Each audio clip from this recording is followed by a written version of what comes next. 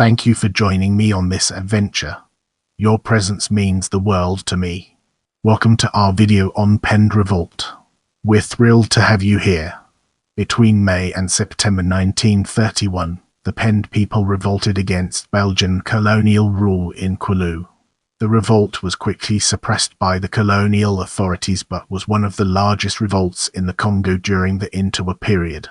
Let's now turn our gaze towards causes and explore the fascinating connections it has to offer.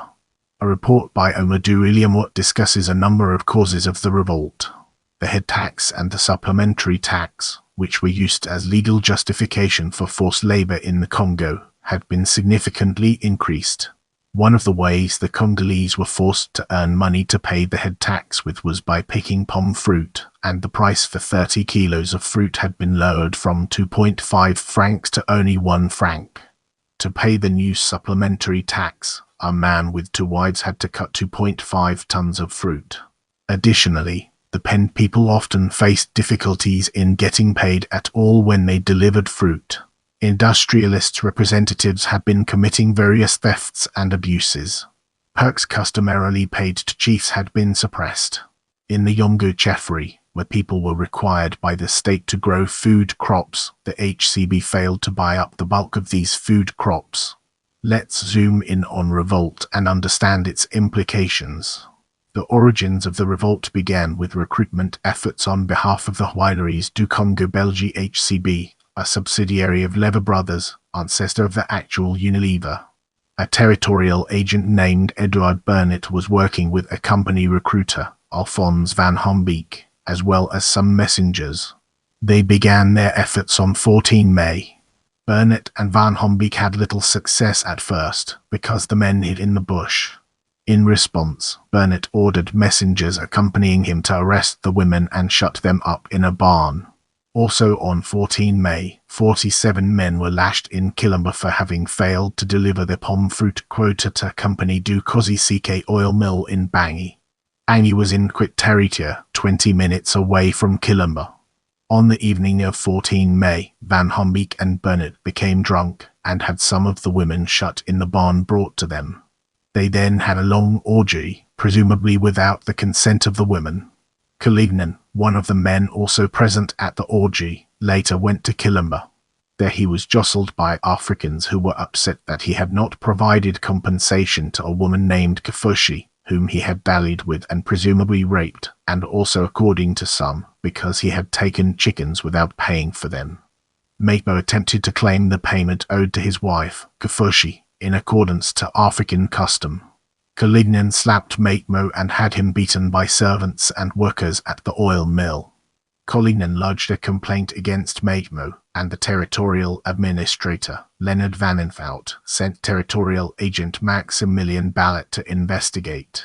Ballet, accompanied by a soldier and 4 messengers, encountered a hostile crowd led by Maipo on 8 June. Ballet attempted to disperse the crowd by firing a number of shots in the air. When this failed, Ballet shot someone in the arm with a hunting rifle. After this, Maipo charged at Ballet, struck him in the head with a knife, chased him into a bush, and finished him off. A letter written by Administrator Gustave Weeks on 30 May from Pucas states, the openly anti-European movement is characterized by a total cessation of economic activity. For several days now, not a single crate of fruit has been delivered to the firm of Madale de Banza. Weeks also tells about an armed conflict he was part of the day before in Kaisenzel.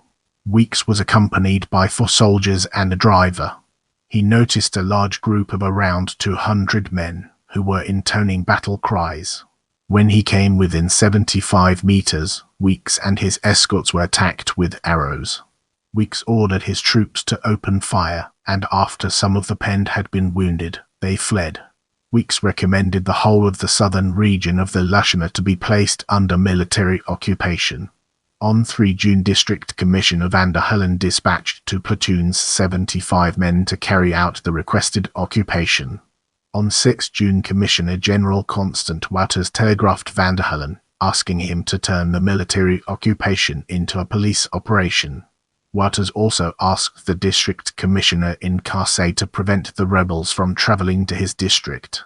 A letter written on 9 June by Van Invout, administrator of Canal, states, "From Kobo onwards all the blacks take flight when I approach. They are armed with bows and shoot arrows at any messengers sent to summon them, and requests military occupation of the Canal Jeffreys." On 14 July 1931, a daily newspaper, the Le Soir, published information about Belgian troops opening fire with machine guns on the rebels. The newspaper estimated that the rebels suffered around 100 deaths.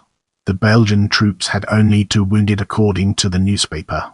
In 1932, in a declaration to the Chamber, the colonial minister acknowledged that machine guns had been used, and that the use of the machine guns had produced numerous victims. Van Halen, acting on orders from Wouters, initially refused to accept attempts to surrender on the grounds that Ballott's remains, and in particular his skull, had not been recovered. For example, the chiefs of Yongo and Bangi attempted to surrender on 2 and 4 September, but were told that their surrenders would only be accepted if Ballott's head, as well as other parts of his body, were returned. On 6 September, about 400 villagers in Kilimba were arrested. On 9 September, Ballott's head was recovered from Kilimba, a foot from Kisendal, and a finger from Kisenji. Also on 9 September, 14 villagers were killed in the Indil region. On 16 September, more parts of Ballott's body were recovered. With the groundwork laid, let's now examine rituals and its connections to our previous discussions. During the revolt, the rebels performed a number of religious rituals. However, according to Deputy Jasquemet, this does not mean that the revolt broke out for religious reasons. Jasquemet, like Duiliamort, considered the reasons to be economic. He pointed out that, the price of palm nuts having fallen, the African people were forced to work for several months to pay their taxes. He declared, the oppression weighing upon the tribes of the Congo is growing heavier by the day, and the exploitation of the blacks is every day more intense and more inhumane. The revolt is simply the logical and inevitable consequence of this oppression. It is the outcome towards which all those who, preferring anything, even death itself, to continuing their existence under present conditions, now willingly run. If you enjoyed this video, don't forget to give it a thumbs up and subscribe to my channel.